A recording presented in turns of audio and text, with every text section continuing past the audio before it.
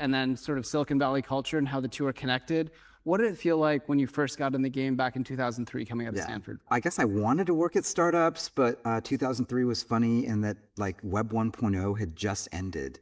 Like the NASDAQ had just crashed, and actually there were no jobs that I could even find in the Bay Area other than working at Gap IT. And so the two job offers I had were Microsoft for Windows Mobile, which I was pretty excited about, or Expedia. Okay.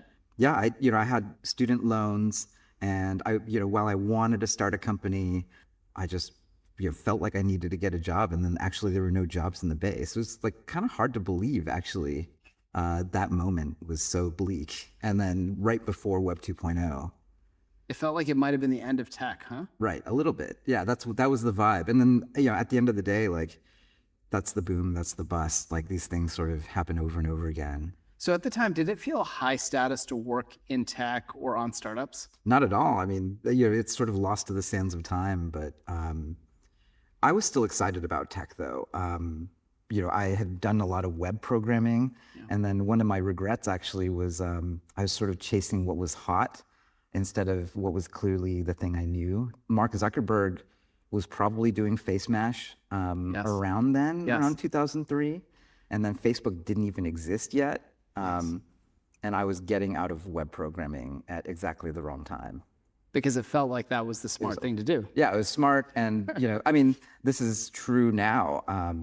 In front of all these people at startup school, I sort of started this "Don't LARP" meme. I saw that. But I think like that's embedded in this idea that like you should just be earnest, and then you shouldn't follow what the crowd is saying, right? Like at that moment, people said the web was dead, but that was sort of the perfect time to work on web and social and things like that. And I didn't do it.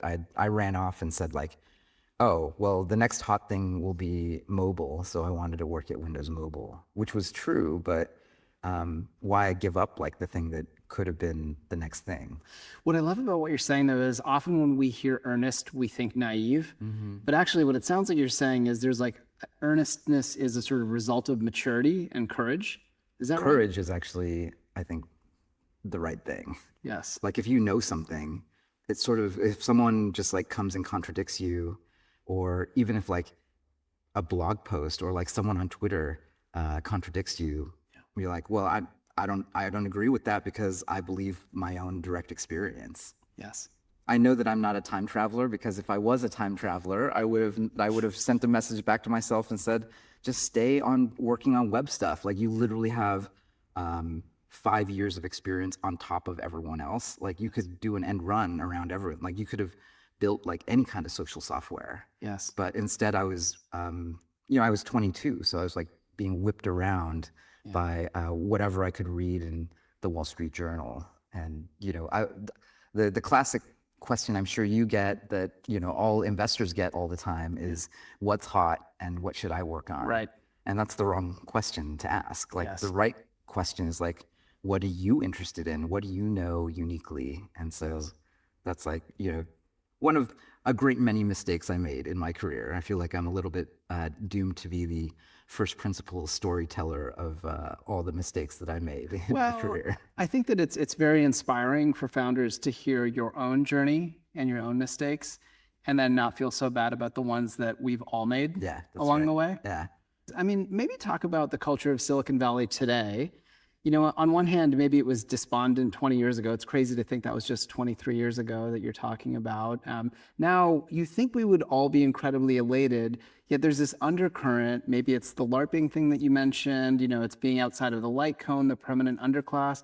Where does that come from? Do you think there's any truth in it? Talk through that. I mean, I get it. Like, there's just more competition than ever. And then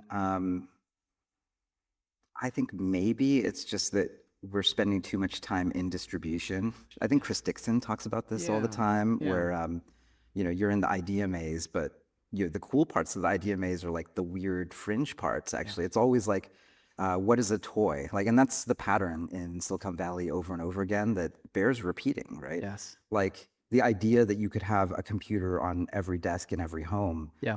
Today is like, of course, like that's what's come to pass. Yes. But the people who created that thing, they were fringe weirdo punks. Totally. Actually. Yes. They were outsiders. I mean, Homebrew Computer Club was not where you were getting laid. Yeah, that's right. You just were like following this weird obsession that, Yes. Actually I want my own computer. And I think Chris has said this too. I think a good measure of how interesting the thing is can you find the edge? Mm-hmm. And for the most interesting things, you typically can't. Even if you find the edge of the conversation, you can't find the intellectual edge, which I think is a very good sign. I mean, I had this growing up in the 80s. Maybe you had this too. There was sort of one way to be cool in grade school and probably in high school. And maybe when you got to college, you kind of found your people. And now I think one of the miracles of being internet native generation is that people find their people much sooner.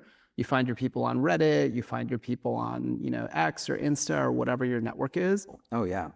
I mean, that's the coolest thing today. Like there's probably a subreddit, there's probably a part of X, like, some part of Teapot that is, this part of Twitter that is just your set of super weird, but like really, really into that thing. Yeah. And you can find your tribe more or less instantly. Yeah. Yeah, can you talk a bit about the culture of Silicon Valley? I felt like 10 years ago, it was sort of, it was lower status to work on something like Palantir, either because people were nervous about doing things that were too much in the national interest or because it was sort of dismissed as a services business. Now it's clearly one of the most important companies in the world with one of the most compelling CEOs. You were early there.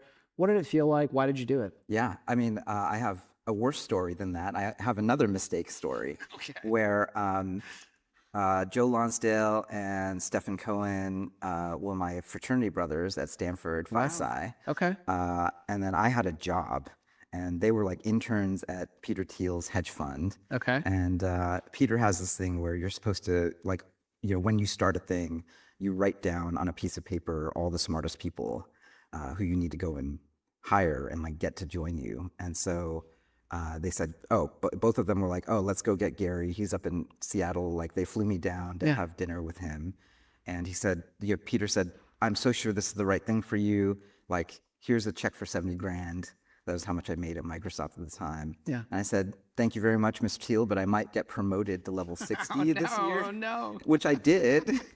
But I think it's At what that was like a cost? $2 to $4 billion mistake at this point. No. Oh, no.